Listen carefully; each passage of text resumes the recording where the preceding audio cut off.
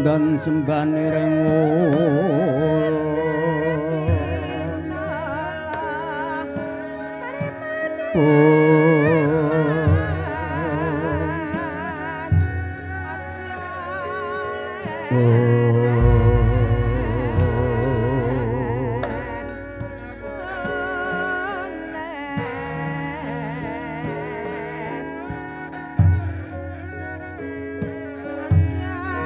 kapur-puri sang murbeng ras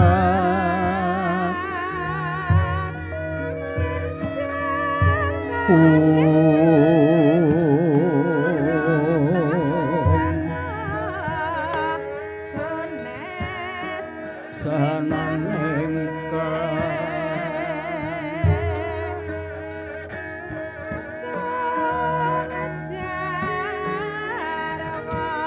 mawe buka saweku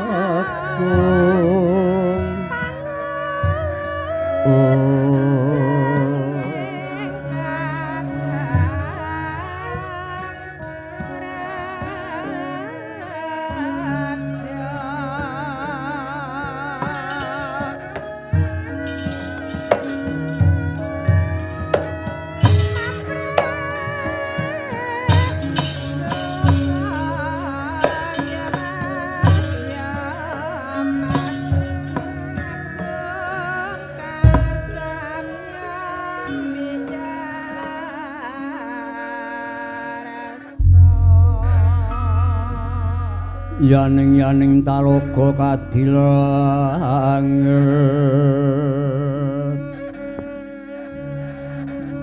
mahambang tanpa sulan pamaneka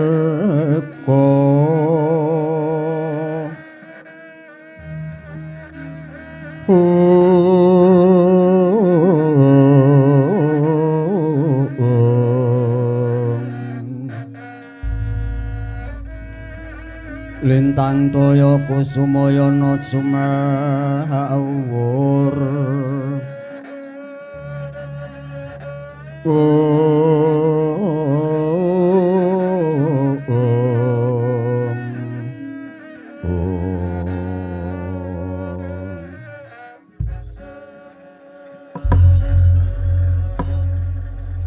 Mawi genam swastihastu namasidam sibaratu tatastu hasdo nuwun mangketa kakang kaneka putra rawuh jingandika kula ngaturaken pambagya panakrami mawantu antu kunjuk ngarsa paduka kakang Narada kawula nuwun pregenjong Pak Pong Mbok Bolong Garuda ing negara wong kali to dimingetan sapa sing gak wis cekater. Lho niki Adi Guru.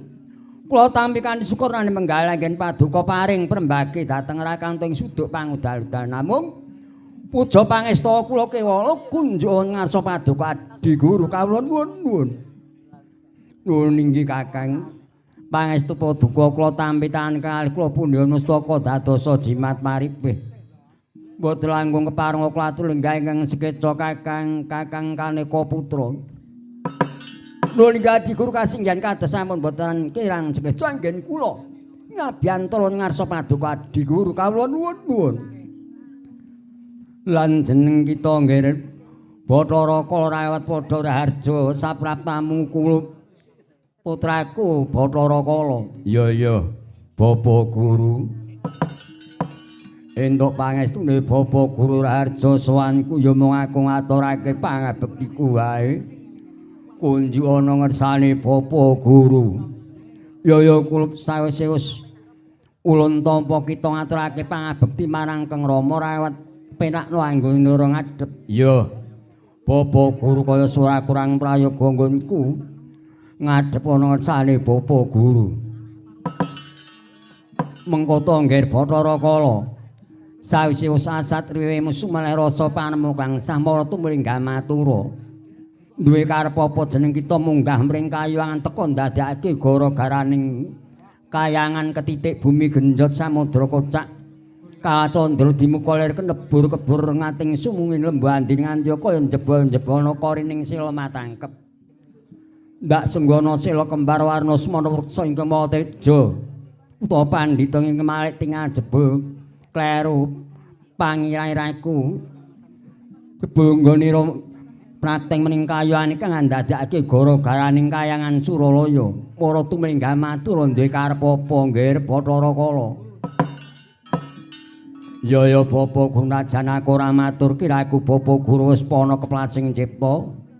Tegese ngerti sadurunge winarah dadi pulaku matur kaya dene samudra sinareman tegese nguyahe segara ra ana guna paedahe.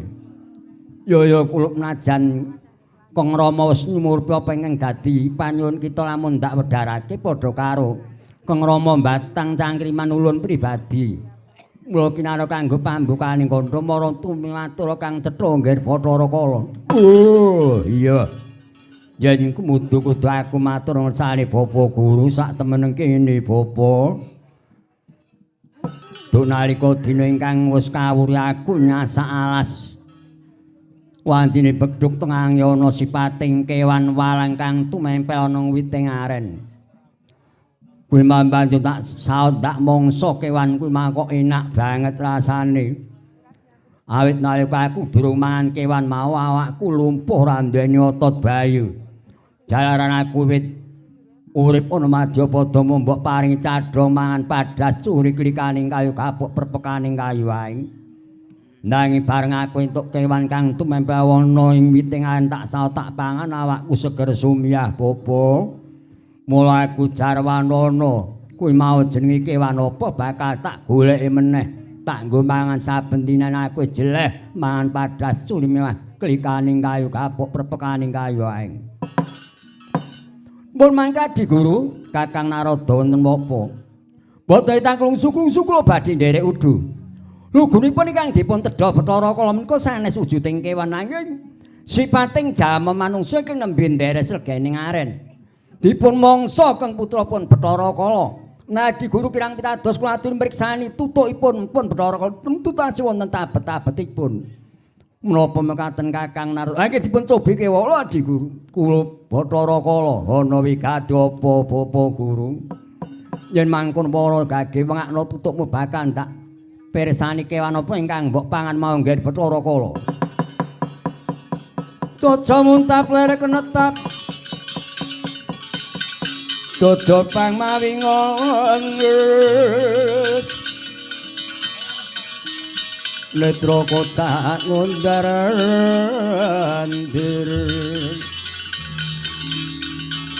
Edepno mangolotro.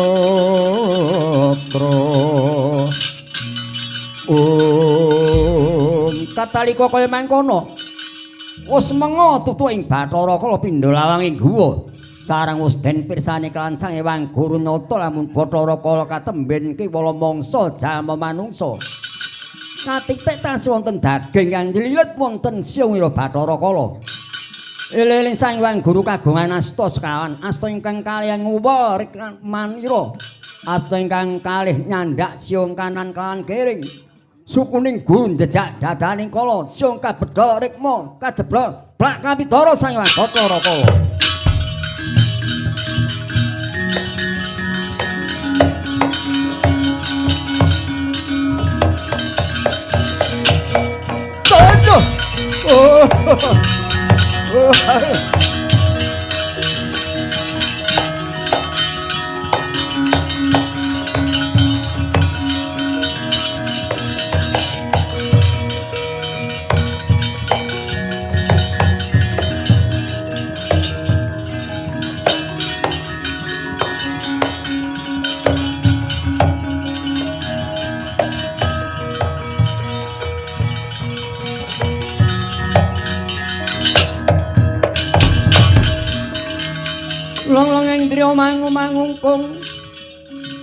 Mangungkung kanduan rimang lerleno tanpa kanen yen tantuso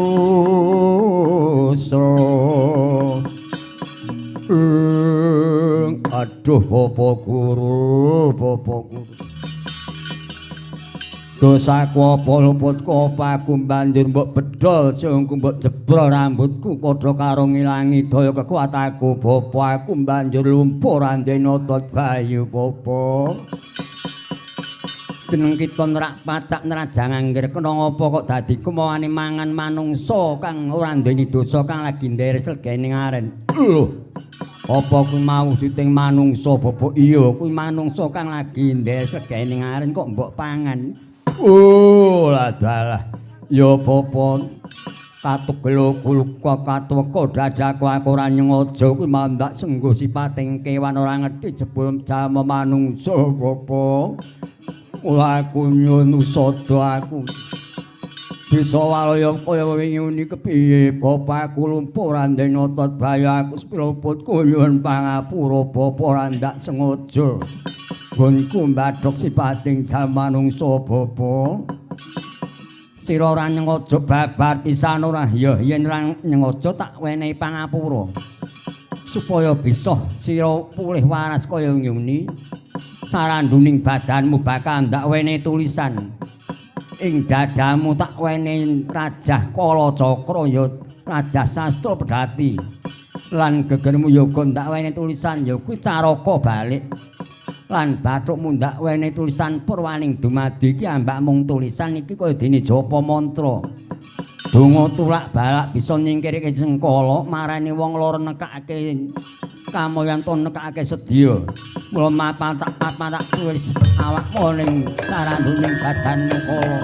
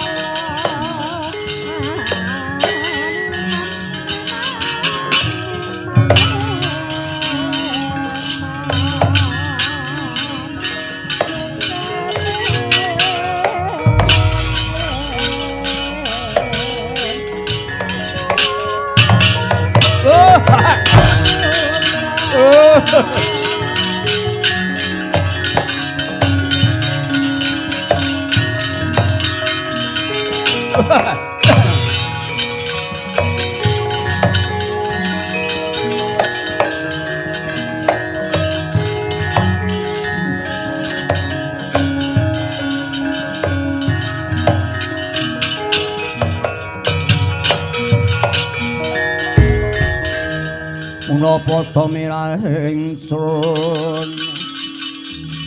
prihatin Mas Pogumijil adalah Bapak Guru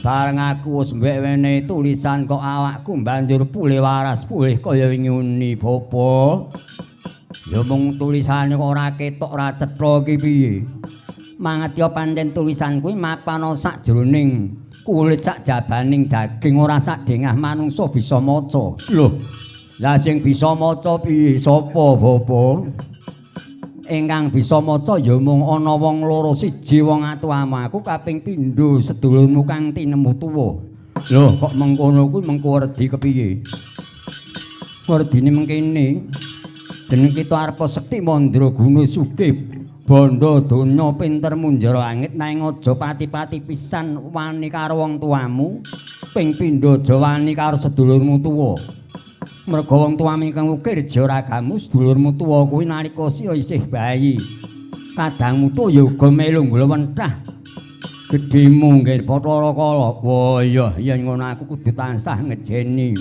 aja wani karo wong tuaku lan aja wani karo sedulurku tinemu tuwa iya mula besok yen ketemu manusa kang bisa maca ana tulisane awakmu padha karo kuwi sedulurmu tuwa kudu mbok bekteni kuwi kudu manut sak apa perintahe ya yen ngono stukake dawuhe Bapak Guru mula dina iki seksana bapakku yen mbok gawe mangan padas curi klikaning kayu kapuk prepekaning kayu aku wis jeleh wis wegah Bapak entuk ra entuk aku njaluk pangan daging manungsa lan aku njaluk ngombe getih manungsa Bapak wah dalah kados pundi diguruanipun Bathara Kala tuman sareng sampun ngrasaken daging manungsa ya yen mengkono nek pancen sira nyun daging manungsa kena nggih Bathara Kala nanging ingkang mbok pangan kuwi ya kuwi bocah kang nandhang Sukerta lho wong kang nandhang Sukerta kuwi bocah kang kepiye Bapak wong kang Sukerta kuwi iling-iling wong sepisan kang kena dinarani bocah ontang-anting tegese wong duwe anak mung siji ora ndek tunggal kuwi bocah nandhang Sukerta kuwi dadi bagianmu to dadi panganmu oh ngono ya ora tak iling-iling Bapak banjur piye meneh kaping pindhone bocah kedono kedini utawa kedini kedono tegese wong duwe anak loro lanang wadon utawa wadon lanang kuwi ya uga dadi panganmu ya sabanjure piye meneh Bapak lan satru ya kuwi bocah kembang sepasang tegese wong duwe anak loro wadon kabeh ya uga dadi panganmu uger-uger lawang tegese wong duwe anak loro lanang kabeh ya uga dadi panganmu oh ya ya ngono tak iling-iling sak banjure kepiye meneh Bapak banjur bocah sendang kapit pancuran utawa pancuran kapit sendang kuwi werdine piye sendang kapit pancuran tegese wong duwe anak telu wadone ana tengah kuwi pengawakan sendang kapit pancuran diapit pancuran tegese mbarepe lanang ragile ya lanang kuwi sendang kapit pancuran yen pancuran kapit sendang pancuran tegese lanang ana tengah banjur wadone mbarep karo ragil kuwi tegese pancuran kapit sendang kuwi ya uga dadi panganmu oh iya yen ngono tak iling-iling Bapak ya sak banjure piye meneh lan bocah Pandhawa Pandhawi dise Pandhawa wong duwe anak 5 lanang kabeh Pandhawi duwe anak 5 wadon kabeh ya sak teruse piye meneh Bapak lek ana wong duwe gawe ing desane kono ana wong kang babaran duwe anak ku ya uga bocah nandhang Sukerta kudu wajibe diserahke kan Kyai Dalang diwenehke karo Kyai Dalang sing ndalang ana kono kuwi mau oh iya kuwi jenenge bocah kuwi bocah tiba sampir nggih kala ya sak teruse piye Bapak lan yen ana wong kang mecahke gandhik nugelake pipisan lan sisik-sisik pring ora disingkirke sisikane lan ana bumbung wong ora dipecah lan gawe omah wis rampung urung diweni tutup kayong ku ya kok dadi memangsanmu oh iya yen ngono aku malah nyuwun pamit Bapak tumuli aku bakal tumurun ing ngarsa padha golek manungsa kang nandhang Sukerta mengko dhisik aja kesusu nggonmu selak muluk milik mung barang kang selak melok nanging nggonmu mangan aja mbok pangan kanthi urip-uripan kita tak wene wujuding bedhama paesan ki nggulen golek pangan. Dadi yen sira wis ketemu manungsa kandang-ndang Sukerta, yen arep mbok pangan kudu mbok sembelih luwih dhisik nggih. Nek wis mbok sembelih ge mbok pangan ya. Yen kono bedhama tak tampa aku nyuwun pamit apa.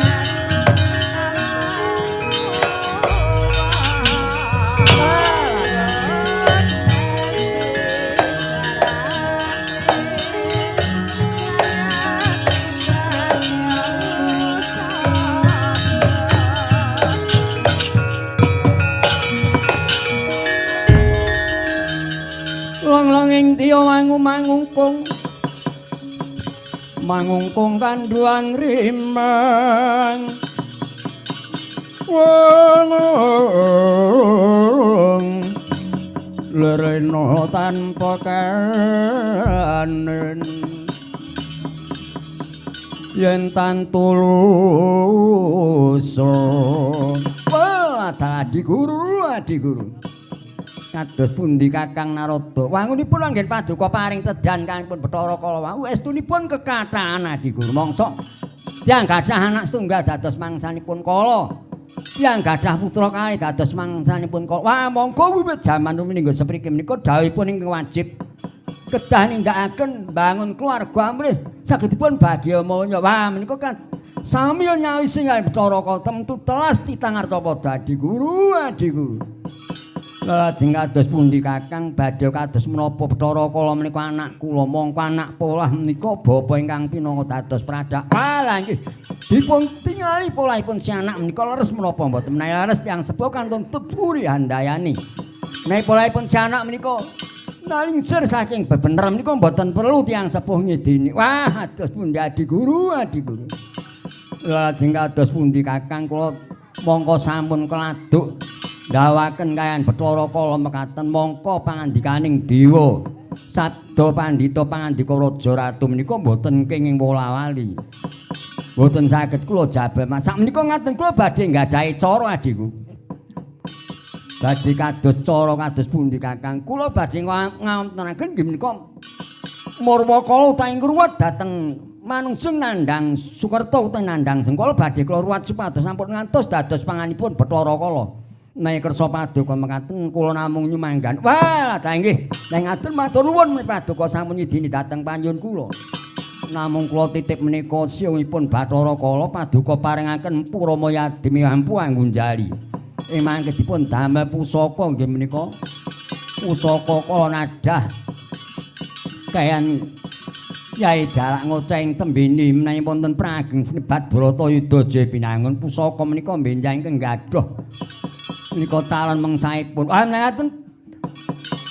Siyong badhe kula tampi kula tumuni dhateng dipun ngarsa padha kula badhe mrepeki dhateng anak kula Wisnu lan Brahma. Supados kula kanthi dados dalang pangruwat inggih menawi namung nderekaken Ndrarja Kewala Kakang.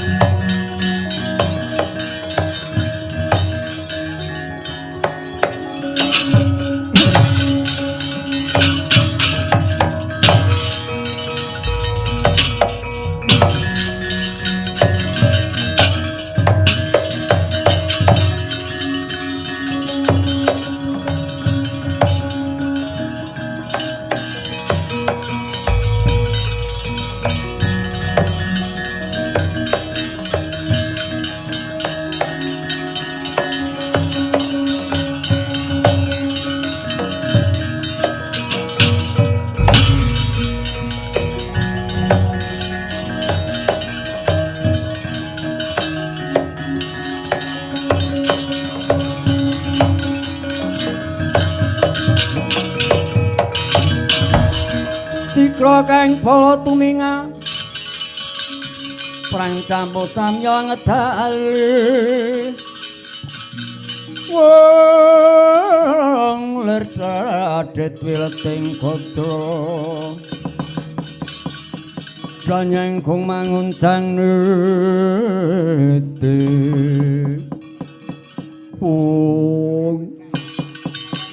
Wah, dalam maunipun kados Siwa Narada ingkang kanthi semengko pangabodra wonten kados menapa Siwa Narada.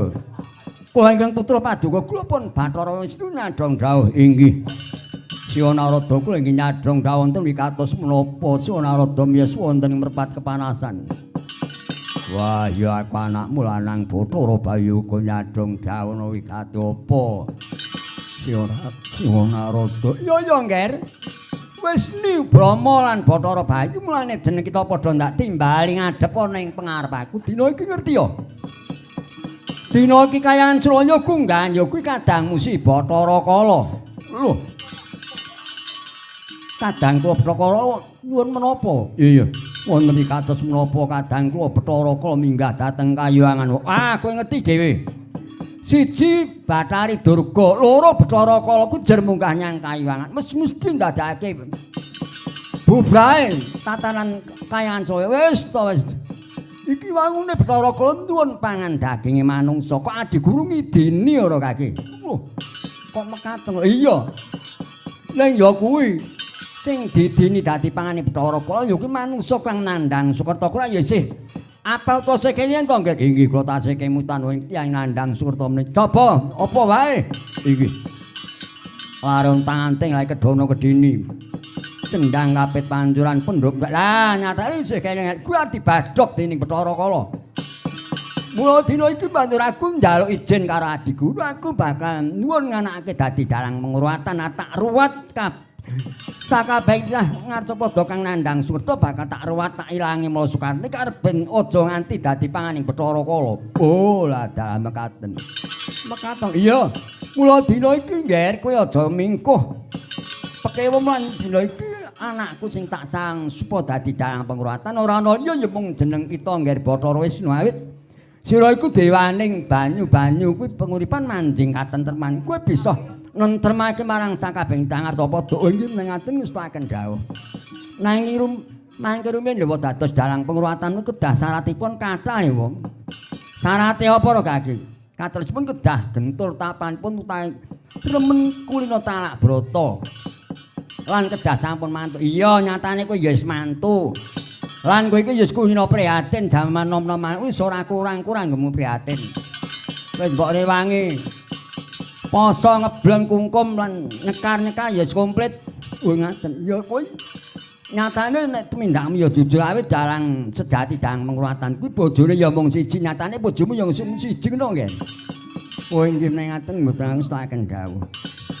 Aturipun dados dalang pengurwatan kedah tasih turun dalang. Ah nyatane kowe isih turun dalang. Kowe kuwi turun saka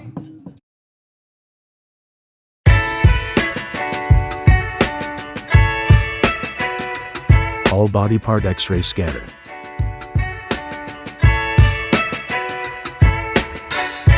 Install and go.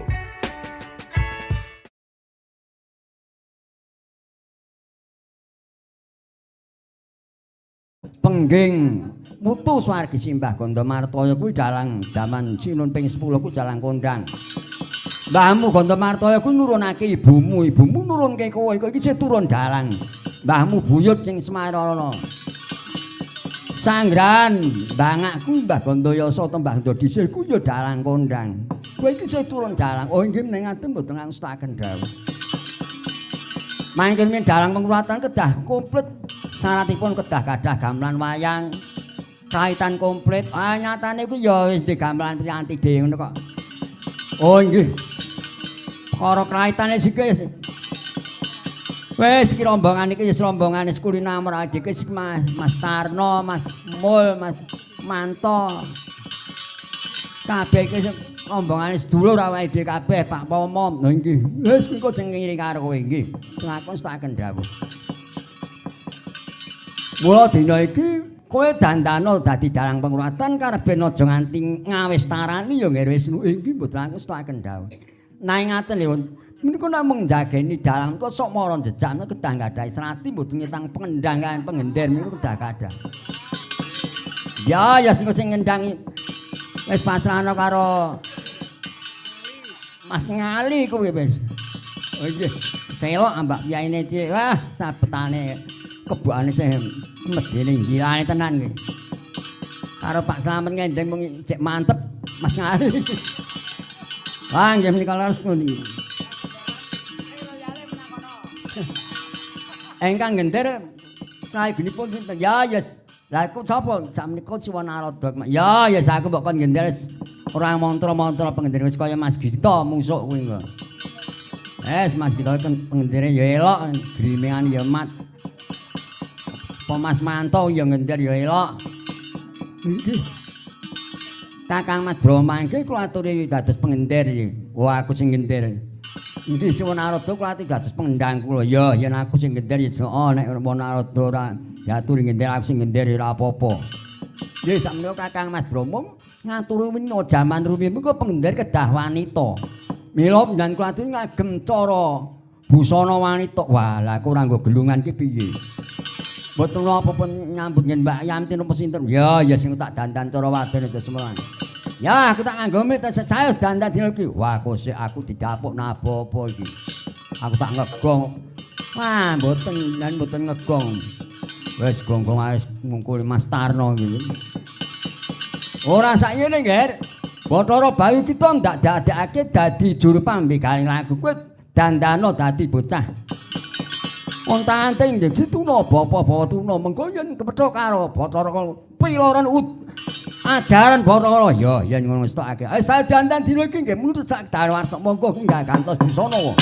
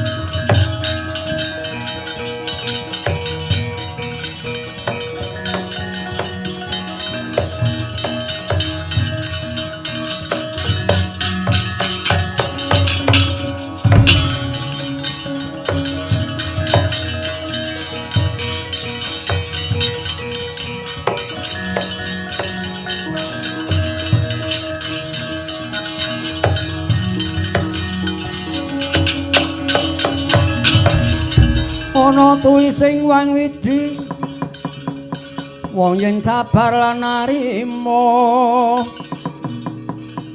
kinanjar dawa umure sugih kadang pamong mitra kinacek mring sasrama yen aja lara wong iku gampang nggone antuk tombo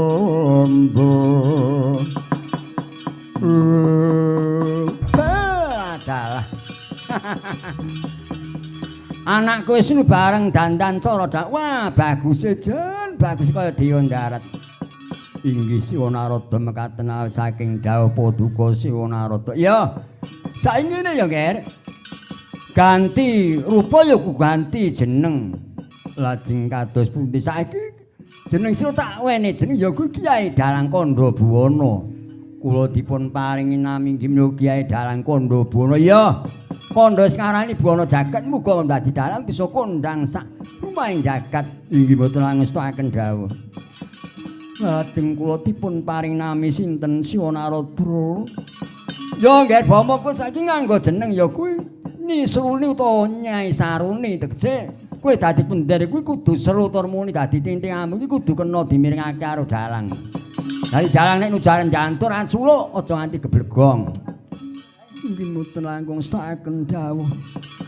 Lajeng si Narada gantos asma sinten won. Aku saiki ganti jeneng ya kuwi Kyai Bayatapa Wangkeng ya utawa Nyai Panjak encek enggel ngono ae. Inggih paduka gantos asma Bayatapa Wangkeng. Ya. Utawi Siwa Kalunglungan. Ya aku jenengmu Siwa Kalungan ya Bayatapa Wangkeng aku pengendangmu. Wis saya saiki ing gambaran jantur tumuring Arcapada nggih monggo swawi kula dherekaken Siwa Bayat Kalunglungan.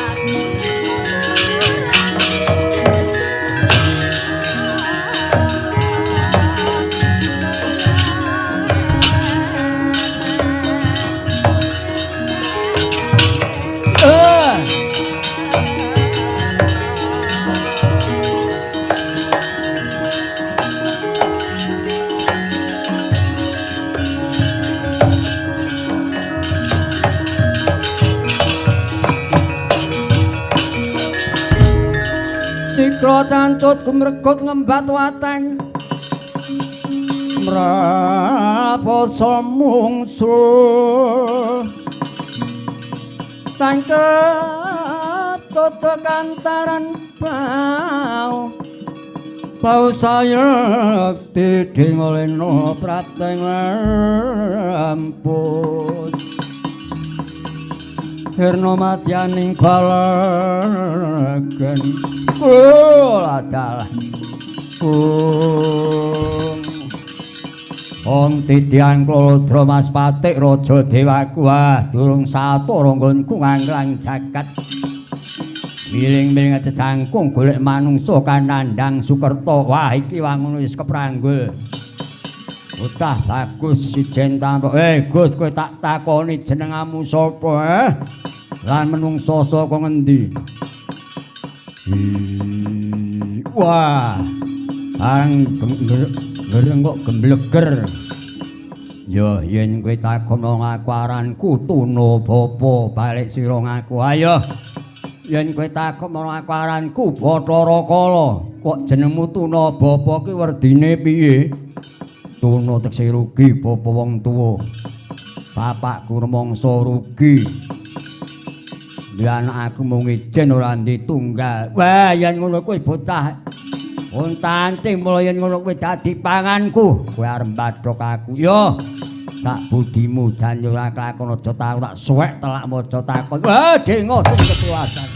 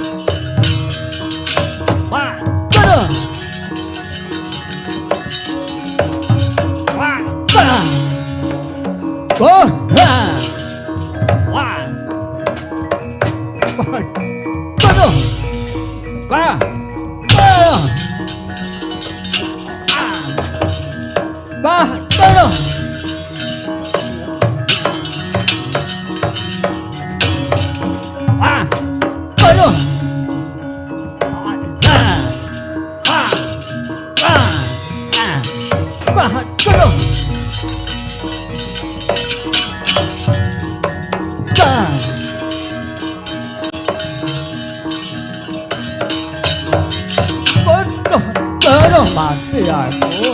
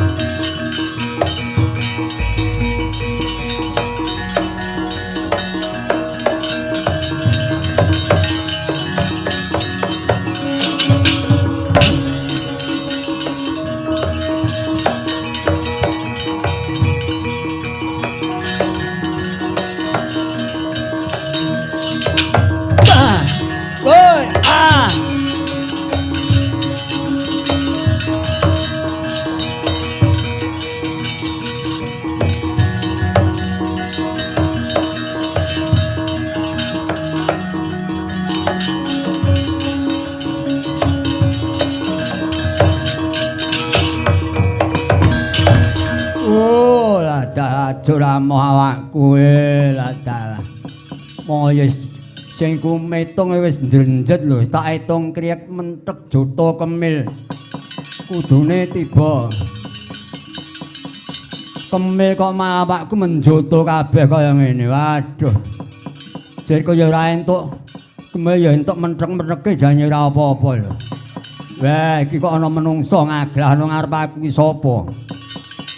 Aranku Bapa Tuna. Lho, Kamau Tuna, Bapa iki Bapa Tuna. Iya. Aranku Bapa Tuna, Bapa Bapak Tuna Rugi.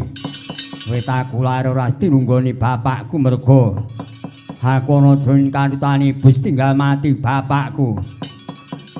Kowe Kamau Tuna, Bapa iki Bapa. Wah, ora ono menungso lemah wegah.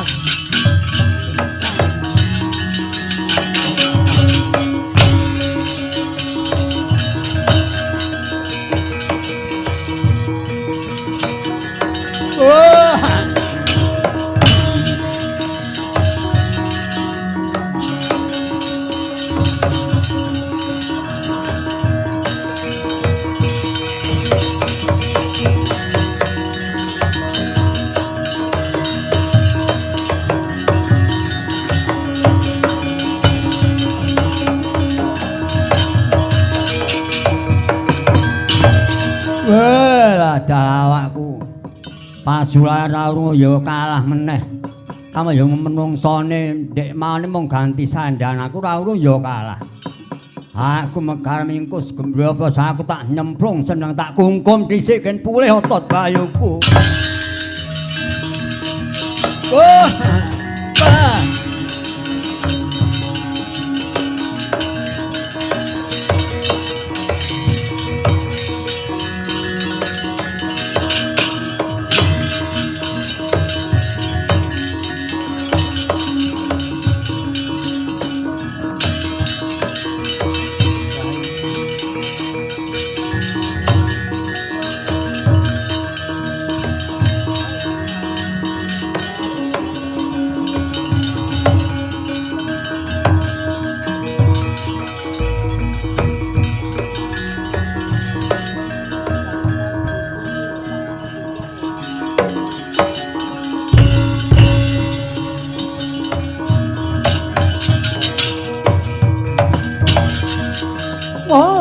Ya jagat ya Dewa Bathara asisen ning Bathara jagat. Aku budhal saka ing Pedukuhan Medang Kawit, aku dijawe Kanjeng Ibu Dewi Sumawit, aku iki rening anak nandhang Sukerta mergo ibuku putrane ya mung siji aku iki. Mula supaya bisa ilang mala Sukertaku, aku kinen swaning negara ing Purwacarita papan tanggan Prabu Darma Pikukuh. Ning sarate aku kudu kinen adus sendang iki. Ya yen aku tak adus sendang Nirmala Tlaga Madirda iki.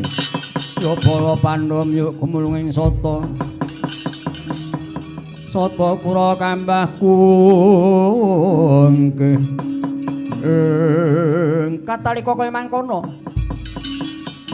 Radyan Jokomaya jatos mati sigra siram jamas nyemplungi sendang Nirmala Tlaga Madirda. Paningeti sangkan paraning bilain dadak sakolang Bathara Kala jumedhul saking sinadya nyaut padaning Sang Jokomaya.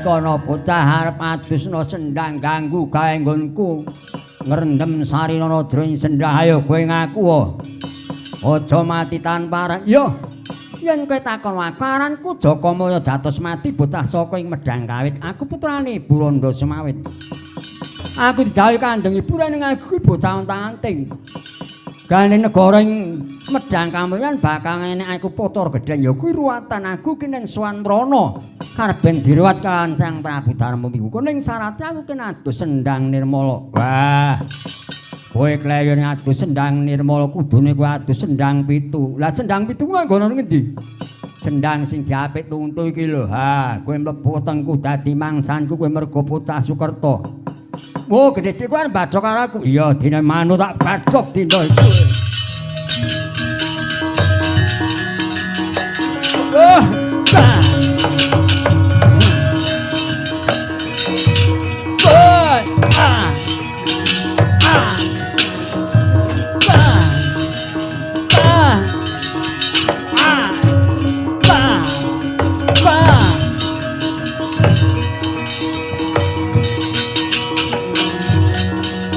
Ayo Jon ayo.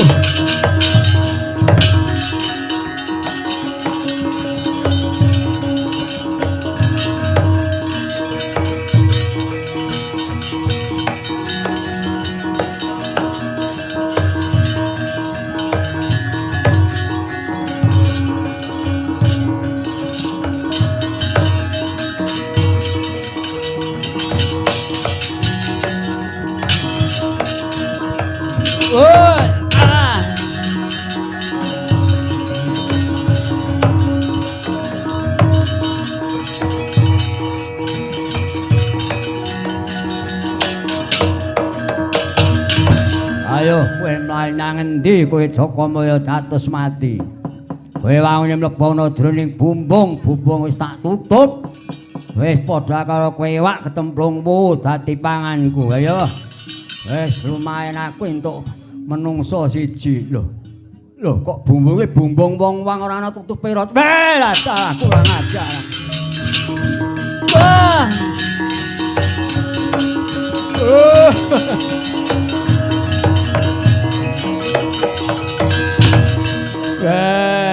Dalah menungso Jakamaya mlebu ana jroning bumbung jebul bumbunge bumbung wong-wang metu kiwa mlebu kiwa metu tengen wae menungsane ora ana iku mawong sisik-sisik pring wilatan ora gem nyingkirke nganti nyrimpet sikil kowe kudune iki wong ki nek ketoke gawe padu wis rampung sisikane disingkirke nggon sing kiwa ben ora nyrimpet kan wong liyan kuwi padha karo masang walat.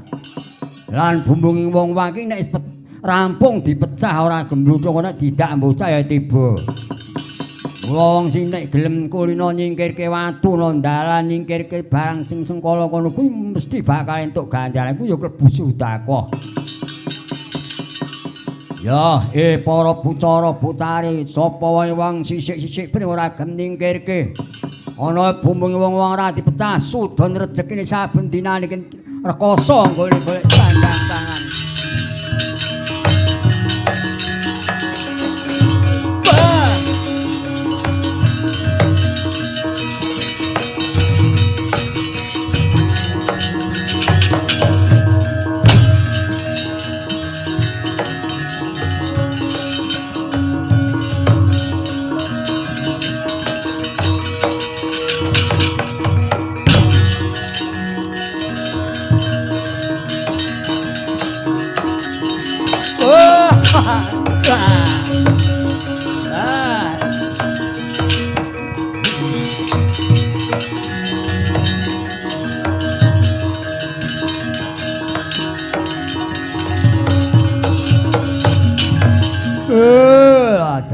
Ayo iblis lanat manus maning jaji lanat wis saiki genah padha karo sulung mlebu geni kowe Jakamaya catus mati mlebu ana jroning omah wis tak kancing lawange wis arep metu nyang endi mongso bisa kelakon lah tak bukae kowe lho kok menungsane ora niki lho nyang wah jebul milano nggon tutup kowe ya wah lah salah.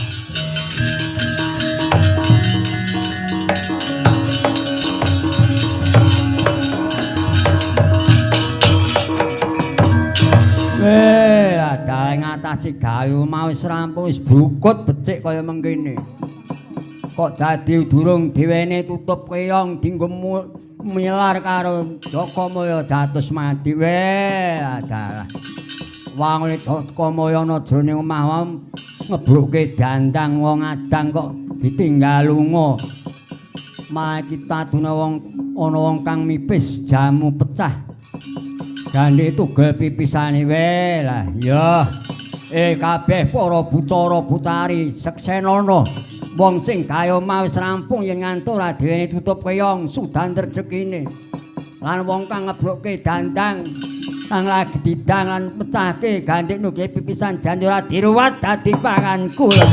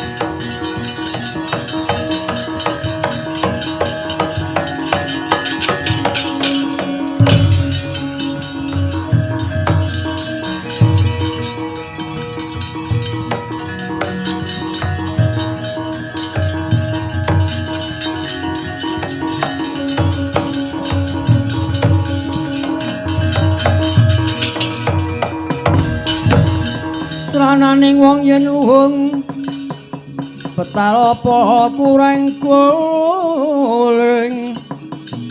wong iling aja lajat mikun yen wacana kudu manis muring seming sasulma sesamane manungsa sami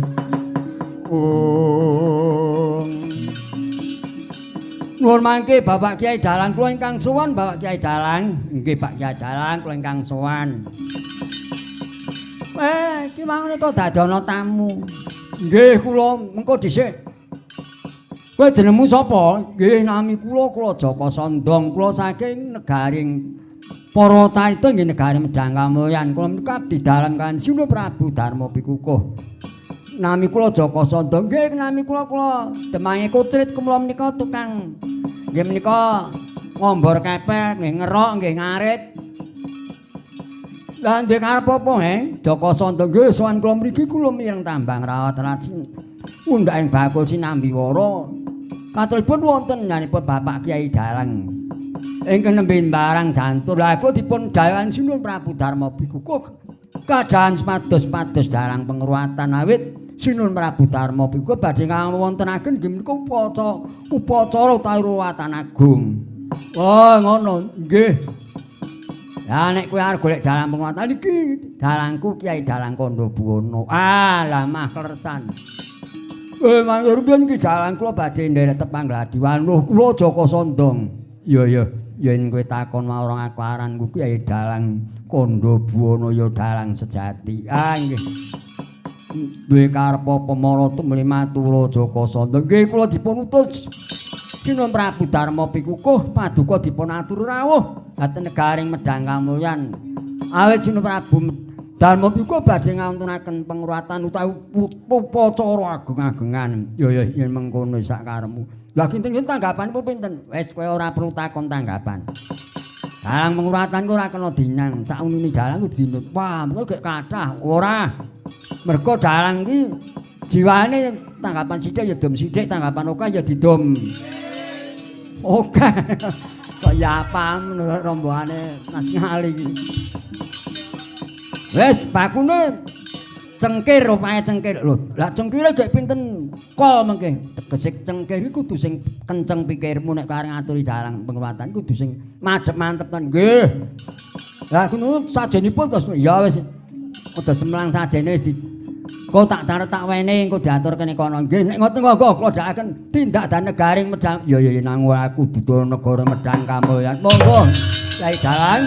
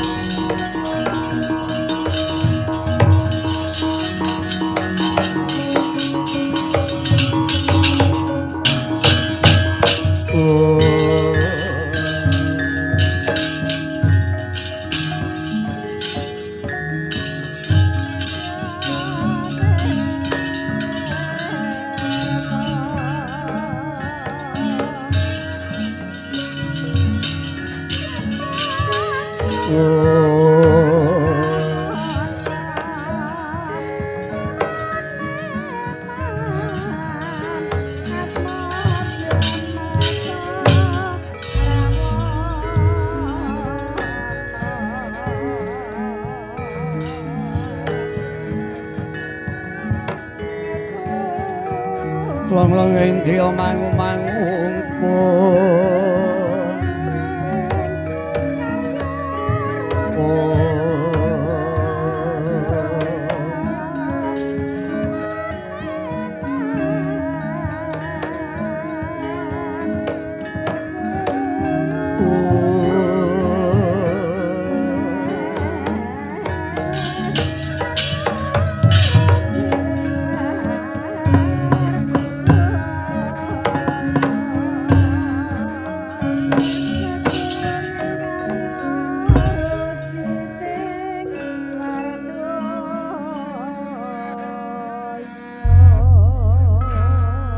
Bremara remang uswamung ambreng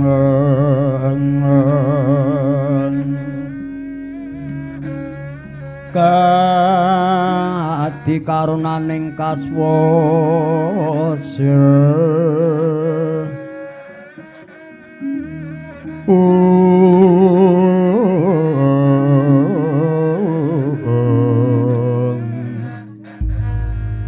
haning marga malaat risang gondo astrat mojo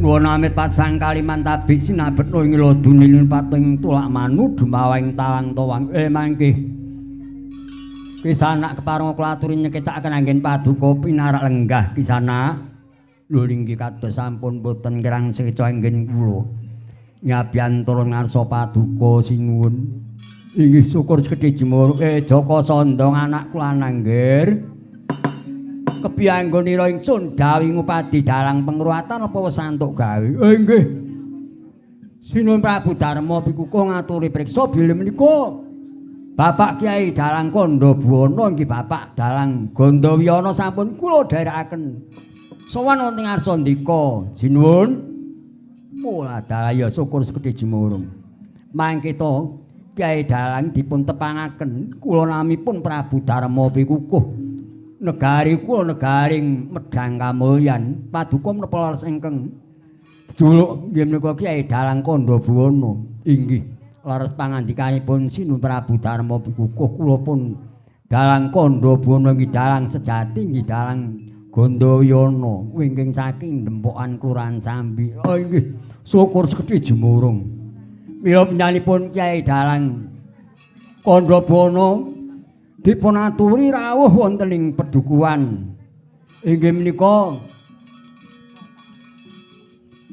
Bledug Ler utawi dukuh ngledhok mriki keparingipun kadang kula inggih menika anak Mas Walaya anggenipun ngrawaken dhateng paduka Bapak Walaya menika putranipun namung setunggananipun Genduk Yunita Dwi Haryati menika badhe dipun ruwat mila nyuwun senjata pitung dhateng nyanipun Bapak Kyai Dalang Kandha Buwana iki Dalang Gandawiyana dipun atur mriki dipun aturi ngruwat utawi ngicali suketanipun kang putra inggih menika Genduk inggih menika Yunita Dwi Haryati putranipun Bapak Walaya mriki monggo Bapak Walaya kula aturi matur piyambak inggih mboten langkung sekaken dawuh mangke to Bapak Dalang keparenga kula badhe nderek tepang Gladiwanu kula nami Bapak Walaya kula menika anggenipun bebayan kayan swargi semah kula menika keparingipun Gusti paring jagat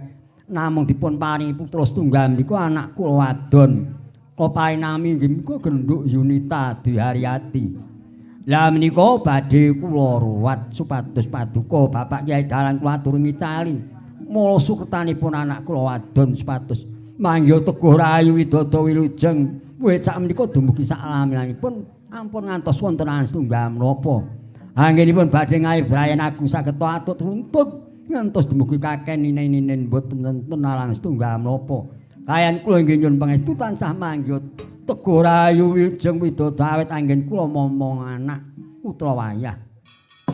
Kayan semah kula anggen sampun kapundhut kan Gusti mugi pikantuk amargi ingkang sekedha wonten ing kasuwargan jati. Dipun papaken ingkang sekedha ayan Gusti Maha inggih menawi ngaten boten langkung kula namung nderek mujing dados keparingipun Bapak Waloyo.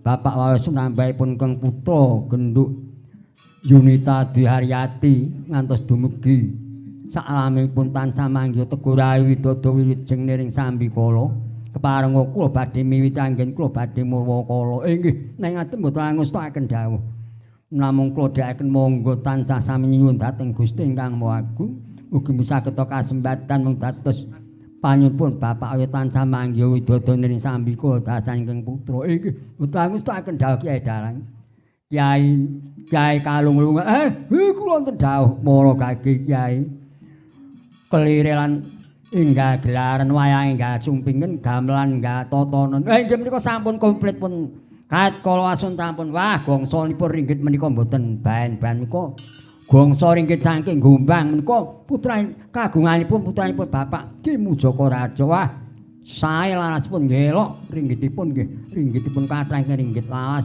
gemblengan Prada Mas Daya inggih yen ngono syukur dijemur monggo Kepareng kula badhe matur dhateng sedaya para pengrahit Wira Pradangga Klaturi ngulaken nggih menika gendhing ayak-ayakan kemawon.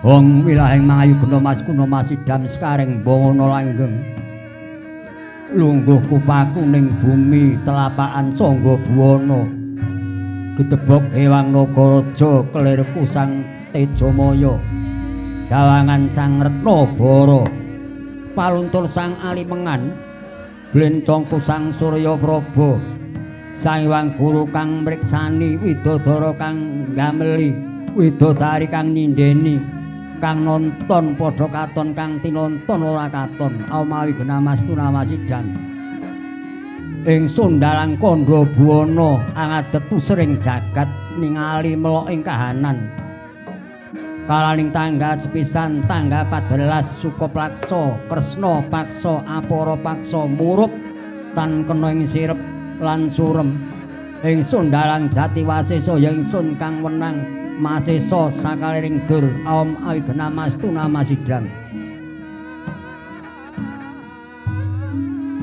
Hong tabik-tabik risang tabik sun angidung kidung kusi banyak dalang ing endi nggonira lungguh radosa padha kumitir ametreng singa pragnana anggupita narawangsa gendere pinathet barang menyaring prasoda sira kakyatang ya ngadeg ning wringin sungsang amrango ampel gading tugelen karyan sanggar pangruatan ujarala pangruatan tindak luput supataning para werda kaki ngruwata sagunging Mala Sukerta ngruwata sagunging raga gelah tlutuh 73 rinuwat Brasta Sena Suha ngewang Siwama Siwah minangka pujaku sembahku ya Sang Candu Sakti ya Sang Ali Lailah Santi Guna Ilawarna hayu-hayu palungguhku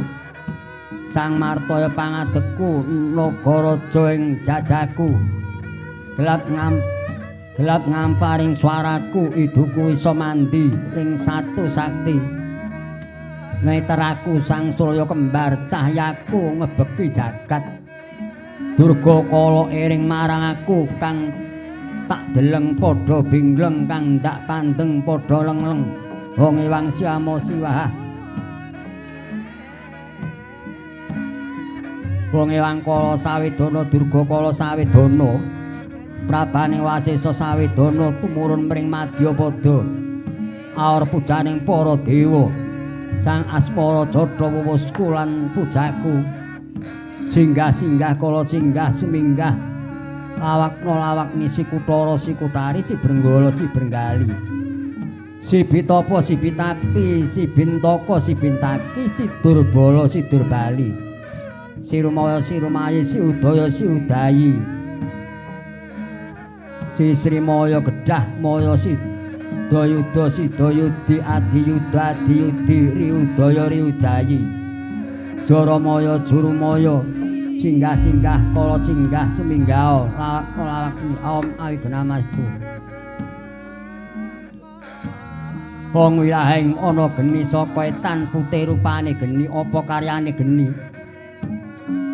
nglebur lara raga lara geng lara wigena tujuh truh traknyana budhuk edan sampar buyan minebur geni kang saka wetan wong wilahing ana geni saka kidul abang rupane geni apa karyane geni nglebur lara raga lara geng lara wigena tujuh truh traknyana budhuk edan sampar buyan linebur geni kang saka kidul ana wong wilahing ana geni saka kulon kuning rupane geni apa karyane geni nglebur raga lara geng lara wigena tujuh truh traknyana budhuk edan sampar buyan lebur ing geni kang saka kulon wong wilahing ana geni saka lor ireng rupane geni apa karyane geni nglebur lara geng lara wigena tujuh truh traknyana budhuk edan sampar buyan linebur geni kang saka lor wong wilahing ana geni saka tengah lelima rupane geni apa karyane geni nglebur raga lara geng lara wigena tujuh truh traknyana anggo kita lebur geni kang murup ana ing tengah om ai genam om bubuk marubuk padha rusak suwung sepine mamprung balaning kala wong ewang siwah mo sibah naik kosmos paripurna Kyai Jalanggenira maos mantram sakti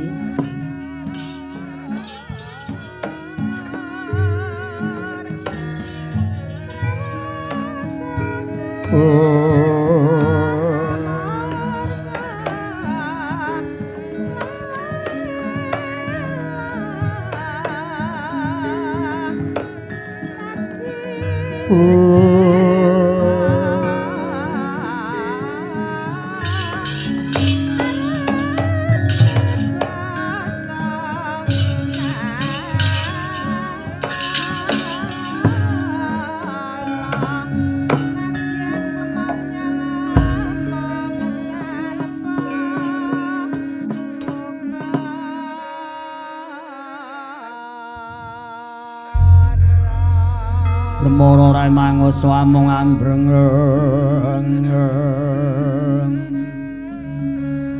kadi karunaning kaswasa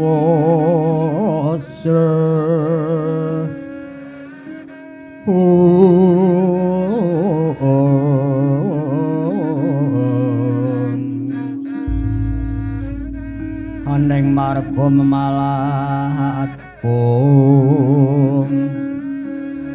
risang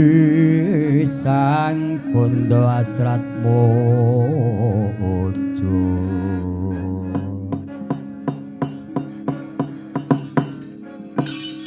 inggih kepareng kula matur dhateng nyanipun Bapak Kyai Dalang Gandayana menika sampun rumaos bingaraos sing manah kula sampun trontong-rontong padhar penggalih kula bilih paduka sampun nuruti menapa ing dados panyuwun kula paduka sampun kelampahan ngruwat dhateng anak kula inggih menika Genduk Yunita Dihariyati tansah anak kula wadon tansah manggih Teguh Rayi Widodo Wilujeng wis sakmenika dumugi saminipun tansah manggih Rahayu Wilujeng panjang yuswanipun kayan kula inggih tansah pinaringan sehat kesarasan awet anggen kula momong dhateng anak turun kula inggih boten langkung kula namung ngaminipun dados kersanipun Bapak Kyai nyanipun Bapak Waloyo inggih sekul sekedhi jemurung. Inggih Kyai Dalang kula nggih tansah sangat genging penuwun sampun nindakaken anggen paduka murwa kala wonten ing pedukuhan ngledhok mriki inggih boten langkung tansah nyuwun dhateng Gusti sedaya tansah manggihi Teguh Rayi Widodo Wilujeng wis sakmenika dumugi sampun saha kula sak rombongan tansah manggihi dirga yuswa inggih boten ngustaken dawuh. Waduh Kyai Dalang kula ingkang sowan Kyai Dalang. Oh ladan.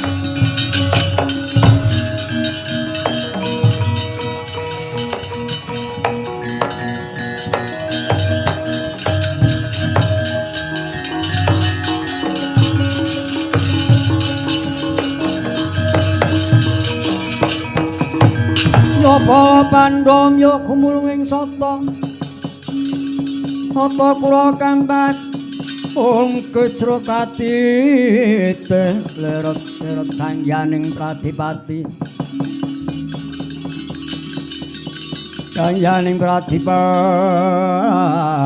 Pola dalang Kyai Dalang kula ingkang sowan Bapak Kyai Dalang mengko dhisik sira iku jenengmu sapa ing nami kula Jakamaya dados mati kula saking Pedukan Medang Kait kula putranipun Ibu Randa Semawit rening kula menika putra tunggal mboten gadhahi kadang nyuwun pengayoman dhateng Paduka Kyai Dalang kaping kalihipun kula dipun bebujung kayampun Bathara Kala kula baripun badhok ing Bathara Kala wah Kyai Dalang kula nyuwun pengayoman kula nyuwun sendata pitulung Paduka Kyai Dalang yen mengkono kowe mlebu manjana jering pepanggungan kono melu nyekel tabuh nabuh sak bisamu yen Bathara Kala mening aku ingkang bakal ngayi boten ngestaken dawuh Kyai Dalang.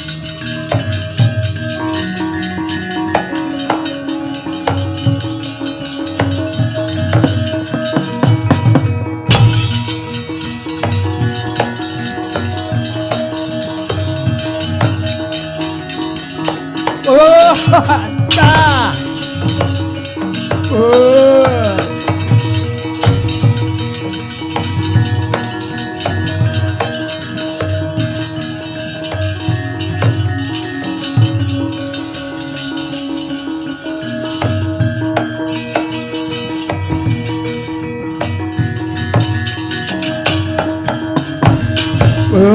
Lah ta mengko dhisik Kyai Dalang.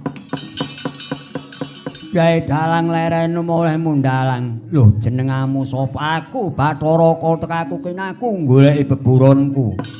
Beburonmu sapa? Ya kuwi Jakamaya dados mati kuwi bocah nandhang Sukerta merga bocah untang-anting dilarake ora ditunggal kuwi dadi panganku.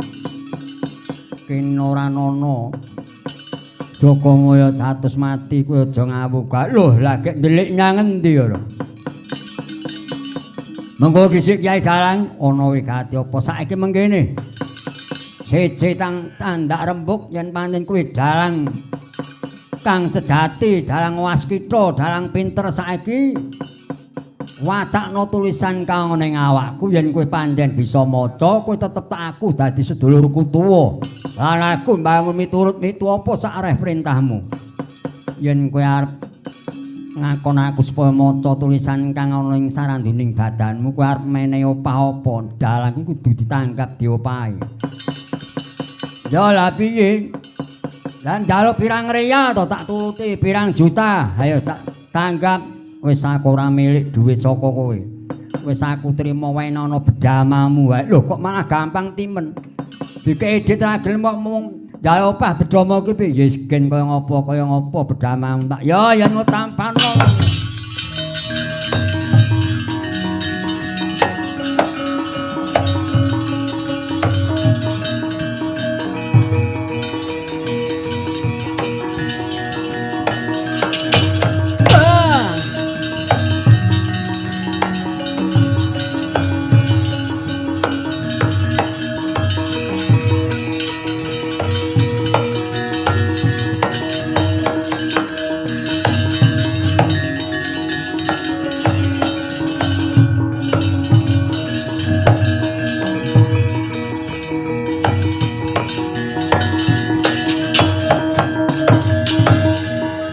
Bathara Kala, ana apa Kyai Dalang? Saiki kowe rada mundur ya, tak wacake tulisan kang ana ya. Wis saiki wacakno tulisan kang ana awakku iki, Kyai Dalang, aku wis tak Opahe bedamaku tak wenehke karo kowe. Iya. Nek kowe kon maca tulisan kang ngene awakmu saiki tak wacake wiwit saka bathuk tekaning geger. Iya ya. Mula gaging kawacakno Kyai Dalang. Bathara Kala, ana wigati apa? Mangerti tulisan kang ning bathukmu. Kowe kang aran ya kuwi purwaning dumadi. Tulisan kang ning bathukku ya kuwi purwaning dumadi. Iya. Lah werdine piye? Para wis ngarani dumadi. Ya wis ngarani dadi wiwit kowe lair, wiwit dumadine kowe lair dadi tulisan kang ning bathukmu kuwi sejarahe jlentreh lairmu kedadian kowe dadi menungso. Lho, lah unine piye? Unine mengkene. Yukanira Bapa Akasa Ibu Bumi dupi miji tiba ing samudra. Agilang-gilang kumambang alembak-lembak rupa daging dudu daging, rupa getih dudu getih. Aran mukama salah. Agirisa Nilamaya kadya manik mustika murup mangarap-arap andhatengaken prahara. Guntur ketuk lindu gunjing prahara gung lesus tadet weliweran geter pater mubah panas. Anyatri bawana manini ewang kala rudra gesang madyaning jagat Janalaka bibit patma saking sang ewang siwah bojo amawi genamastu namasidam kuwi tegese mengkene Bathara Kala. Nalika sang ewang Bathara Guru nganglang jagat kalawan Bathari Uma niti lembu andini ana sak ndiring Mega Malang sak nduring samudra kidul. Katuping samirana banjur nyempilak nyampinge Bathari Uma mau sang ewang guru sanalika banjur nuwahi katresnan kalawan garwane ya kuwi Bathari Uma. Kepengin langen asmara, kepengin cumbana nanging Bathari Uma ora gelem nuruti karepe Bathara Guru. Nganti Bathara Guru banjur mbrojolake Ponangkama. Ponangkama tinibana telenging samudra. Dilebur karo para Jawata digaman tibani pusaka ora bisa lebur malah dadi jabang bae menungso ya kowe Bathara Kala. Oh iya. Bener yen ngono ature Kyai Dalang. Lah yen tulisan kang ana cetakku iki piye? Ya nini tulisan kang ana cetakmu mengkene. Sangkala yeka sangkaning lara Wisnu kena ing lara lungguh aning bayu kang lara mulya dening Ewang Brama. Hyang Brama kena lara lungguh aning saranduning hangga kang lara mulya dening Hyang Siwah Bojo. Hyang Siwah Bojo kena ing lara lungguh ana napas lan swara. Hyang Siwah Bojo mulya dening Sang Hyang Tunggal tan Wustan kena ing lara. Hyang Tunggal peputra Hyang Menang peputra Hyang Nur Cahya. Hyang Nur Cahya peputra Hyang Narasa kabeh wis manunggal dadi siji lan Sang Hyang Tunggal kahanan lan tunggal rasa pangrasa jati tunggal rasa jati maya saka kersaning Hyang Maha Wisesa. Oh lah ya. Yen tulisan kang ana ing dadaku iki Kyai Dalang unine piye? Unine mangkene. Tulisan kang ana ing dadamu kang kena dinarani Rajah Kalacakra ya rajah sastra pedhati kang unine mengkene ya Maraja Jaramaya ya Maranini Ramaya ya Silapa Siya ya Midara Radamya ya Dayuda Dayudaya ya Sihama Mahasiya ya Siaca Cayasiya ya Midasa Sadumya. Kuwi tegese mengkene kang wasani telu asira kang ngrencana Marya Sakti kang nyilakani ilanga keluyanira kang gawe luwih marekana kang gawe mlarat nyugiyana kang merangi ilanga kekuatanira kang nang saya asiya sira kang marahi dosa sumingkira sira. Oh ya. Saiki tulisan kang ana gegerku iki piye? Tulisan kang ana gegermu ya kuwi aran Caraka balik kang une mengkene Ngotha Bagama. Nyaya Jada Palawa Satada Karacanaha. Lah kuwi werdine piye? Werdine mengkene Ngotha Bagama Ngata Bagamanya Jadapala Sada Karacanaha kuwi nek diwerdekake ora bisa merga tulisane wae kuwalik. Lho, lah supaya kenek diwerdekke piye? Kudu diwalik meneh gen supaya muni ana caraka data sala padha jaya lan mangga bathanga. Lah yen mengkono werdine piye? Ana caraka ana wis ngarani caraka utusan. Dadi sipating jalma manungsa urip ana ing lumahing jagat iki pinangka dadi utusaning Gusti ingkang Maha Agung. Ana cara kaen data swala. Data swala datan swala ora kena ngresula, ora kena mingkuh kudu tumindak makarya. Ya ku sak bisane dhewe padha makarya padha golek mula pametu kanggo murakapi marang keluargane kabeh tumuju marang bebener ora nalingsin marang wewatoning urip. Oh ngono ana caraka data swala. Banjur padha jayanya padha wis ngarani jayanya pengpengan. Wong urip ana madya padha kuwi ora kok kudu pengpengan bisa ngalahke manungsa liyane, ora kena kudu ngalahke karo liyane kok ora tegese bisa ngalahke kuwi wong urip bisa ngasana lan bisuwa ya kuwi nirep manungsa kang duweni kadang patang perkara kang aran ya kuwi alwamah supyamarah mutmainah kuwi mau. Awit manungsa yen dikendhaleni sedulur alwamah amarah mutmainah lan supyah kuwi mesti bakal akeh tumindak kang ora bener mergo nuruti hardane kanepson. Mula kowe ngerti sedulur abang kuwi anane mung tansah nesu, tansah tengkiling tandang mara tangan abang. Sedulur ireng anane mung demen mangan turu nguja swara seru.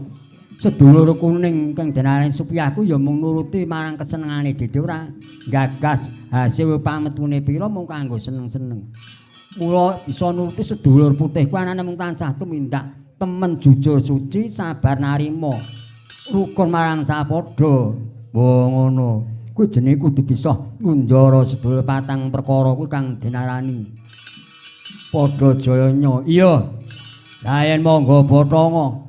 Monggo wis ngarani bathanga Bathang. Moga kuwi sukma, moga kuwi raga. Yen sukma cacakaraga mung gari Bathang. Mula paribasan yen gajah mati ninggalo gading, matan mati ninggalo lang, yen manungsa mati ninggalo asma kang arum aja nganti mbeblengaring. Oh ngono iya. Mula kuwi merdine Caraka balik Kyai Dalang. Ya nen ngono wis matur nuwun banget. Ya Kyai Dalang aku rumangsa mbok medhalake tulisan awakku kowe tetep tak aku sedulurku tuwa. Aku mbangun miturut metu apa sak repentamu. Ya kowe kudu mbok bisa wae tumindakmu sing ora bener ku aja nganti cilik ngrasani ala gedhe mitenah mring sepadha. Lan kowe ora kena ganggu gawe marang putrane bapak Waloya. Ya kuwi kang aran genduk Juniati Dwi Haryati ku wis tak ruwat wis tak ilangi mula sukertane. Oh iya yen ngono aku wis ora bakal ganggu gawe kesugengane bapak Waloya sak kukuban. Malah aku melu ngreksa melu. Ya kuwi ngayomi tansah mangya widodon ing sambikala bapak Waloya sumambah sak putra bisa sak anak turune kabeh. Ya syukur gedhe. Kowe anu bailane apa?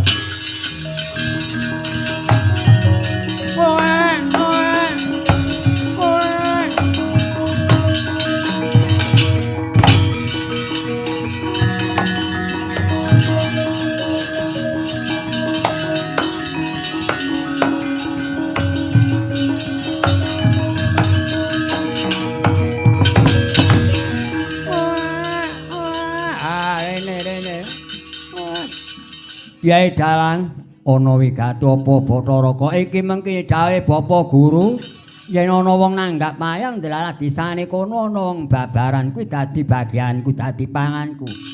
Arep tak pangan mongko aku nek mangan kudu bagi disembelih dhisik. Lha aku njilih gaman utawa bedhama sing tak ngopah karo kowe arep tak nggo mbelih bayi iki ora kena. Kowe njilih bedhama iki najan iki dhuwit wis dadi panguwasaku. Wandile mbok ngungani kaya bae sing ora ndek dosa ora entuk. Wah, la piye iki? Wis entuk pan garing ngemplok ora bisa iki piye iki Dalang? Saiki tak nuweni dalan. Saiki joli-jolan wae. bayimu tak ijoli karo bedhomo iki, bedhomo tak balekke nyang kowe. Bayi dadi duwekku, dadi anakku angkat ento ora.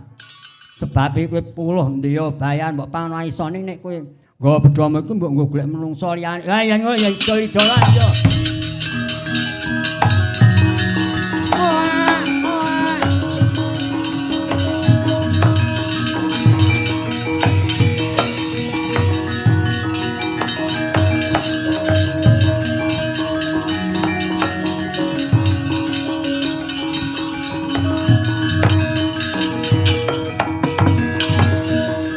Bathara Kala, ana apa Kyai Dalang? Mula iling-ilingen.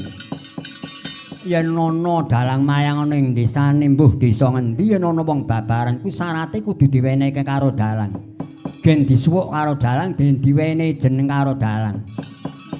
Kuwi wis klebu si padha karo sing ngelangi Mala Sukertani. Oh ngono Kyai Dalang. Iya iki kula bae iki wadon tak jenengake Nyiruwati ki dadi bagianku. Oh iya. Yen ngono sakura sok lakon ganggu daya mung aku njaluk sajen oleh Mundalang Kyai Dalang. Ku arep nyuwun apa? Ya aku arep njaluk debok iki sesuk es bubar paripurna tak jaluk tak nggo lumbana Segara Kidul. Ya yen wis paripurna jaluken. Lan aku njaluk sajen tumpeng werna telu ya tumpeng robyong, tumpeng kendhit, tumpeng rajek wesi. Tumpeng robyong tegese tumpeng sing diwene jangan karo ndok kuwi tak jaluk. Lan tumpeng kendhit tumpeng sing ditutuli langes karo injet kuwi ya tak jaluk. Tumpeng rajek wesi tumpeng sing dicublesi dom kuwi ya tak jaluk. Ya yen ana jupuk yen ra ana kuwi sing gedhe pangapura ya Kyai Dalang. Weh yen ngono aku tak mulih nyang papan sekali ya kono bae nyang papan kula tukang.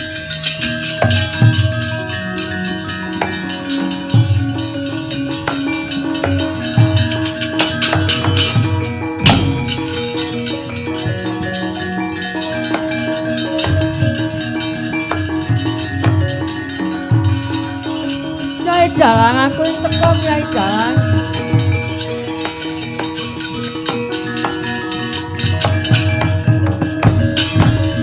Iki sapa? Iya ya. Yen kowe takon aku ya kowe aran kowe Bathari Durga ya Kyai Dalang, Kyai Dalang. Sowanku mrene aku arep njaluk sajen Mundalang ya Kyai Dalang. Kowe Bathari Pramuni ku arep njaluk sajen apa? Aku arep njaluk sajen ya kuwi jarek werna pitu kuwi tak jaluk. Ya yen arep mbok jaluk jupuken. Nyatane iki ya wis disajeni. Yen ana kekurangane ku sing gedhe pangapuramu. Ya Kyai Dalang. Matur nuwun ya Kyai Dalang. Aku njaluk pamit aku wis paringi sajen jare werna pitu. Iya. Lan kowe tak jaluk tansah ngilangno supaya bapak sak kuban tansah mangya. Ya aku melu nggangkung tansah mangya widodo ning sambi kula bapak. Semambah ingkang putur sagu nuwun pamit Kyai Dalang.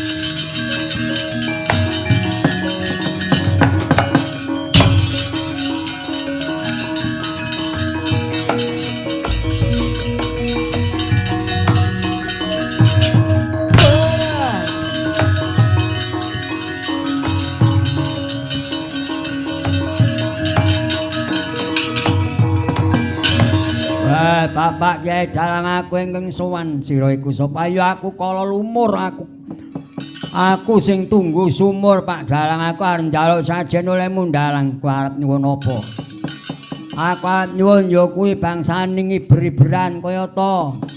Pitik sak jodho lanang wedok tak jaluk, bebek sak jodho lanang wedok tak jaluk.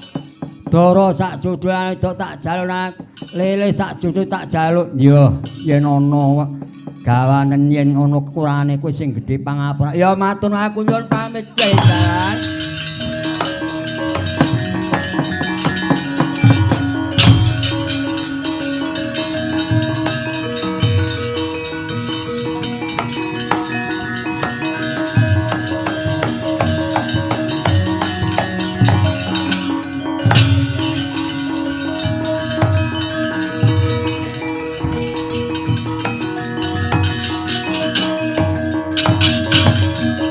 Oh, Bapak Kyai Dalang kula ingkang sowan Pak Dalang. Kula ingkang sowan Pak Dalang. Sira iku sapa? Kula Nyai Mong. Kula Kyai Mong Pak Dalang. Kowe arep nyuwun apa? Kula balen Nuwun jarik lurik ajeng niki mbok wedok niki ajeng ngemban anake niki. Nggih Pak Dalang kula nyuwun jarik lurik ajeng kula nggih ngemban anak kula. Ya yen ana jane ora ana sing gedhe pangapuramu. Nggih Pak Dalang. Alih kula meling nek pas wetone putrane dipun mong-mongi niku padha ngerteni kalih sing momong Kiai Mong Nini Mong niku mengkono inggih nek purun mong-mongi kula bancake kula riwangan wae nggih kula riwangan mugi lair tansah manggih wilujeng panjang yuswa minjang dados laring utami Pak Dalang. Iya yen mengko tak aturake marang warga agung Dukuh nggih alih kula nyuwun piranti pawon nggih kangge masak nggih wali kendhil tampah entong irus ya yen ana jupuk yen ra ana sing gedhe pangapuramu. Pun Pak Dalang kula nyuwun. Nggih Pak Dalang kula nyuwun kula meling Pak Dalang. Piye? Nek kagungan putra tesalit ngampun sok diambung. Niku cirikan lho. Ngono. Nggih ketok ini ngambung bocah ini ngambung kali mbok wedok lho. Nek kula mboten tinmok kula ndak kula tempiling niku. Iya. Dadi ana bayi sih. Abang turu kok ora entuk diambung, ora entuk dilem. Ndah nggih ngoten iki. Pun Pak Dalang ngoten kula nyuwun manggih kula nyuwun Pak Dalang. Yo bayi.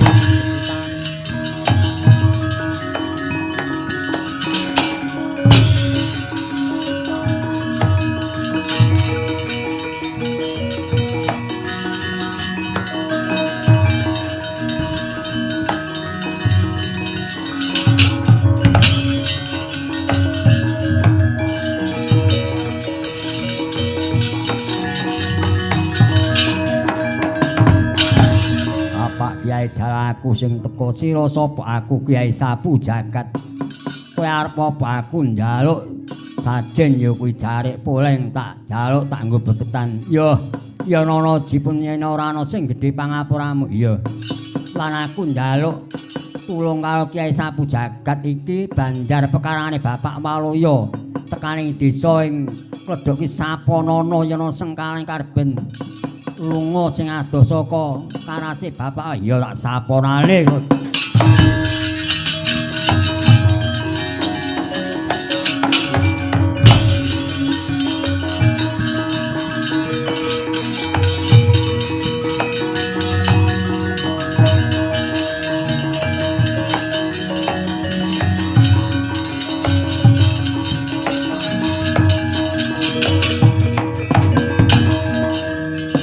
Pun mangke kepareng kula badhe matur nyanipun Sinu Prabu Darma Piwukuh sumrambahipun nyanipun Bapak Waloya. Rening sampun paripun anggen kula nindakaken murakala mbok bilih wonten lepat kula sak warga kula sak rombongan tansah nyuwun pangapunten sak pengker kula Bapak Waloya sekayan ingkang putra genduk Yunita Dwi Haryati ngantos dumugi sak turun-turun tansah manggih Teguh Rayu Widodo wilujeng tansah agung rezekinipun tansah bagya mulya sugengipun inggih Bapak Kyai Dalang pangestu paduka tansah kula suwun malah kula badhe nyuwun pamit Sunu Pradarma kuku nyuwun pamit nggih ngaten mboten langkung saken Kyai Dalang kunduripun namung ndherekaken Darjoke wala Kyai Dalang.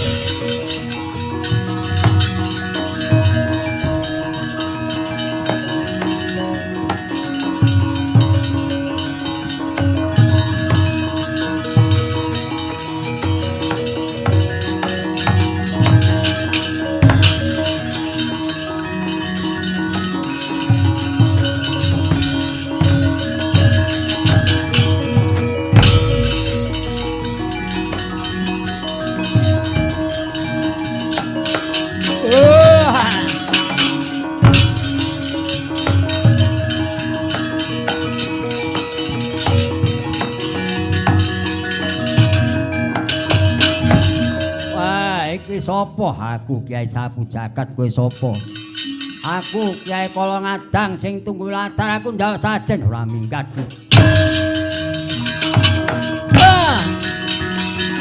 Wah.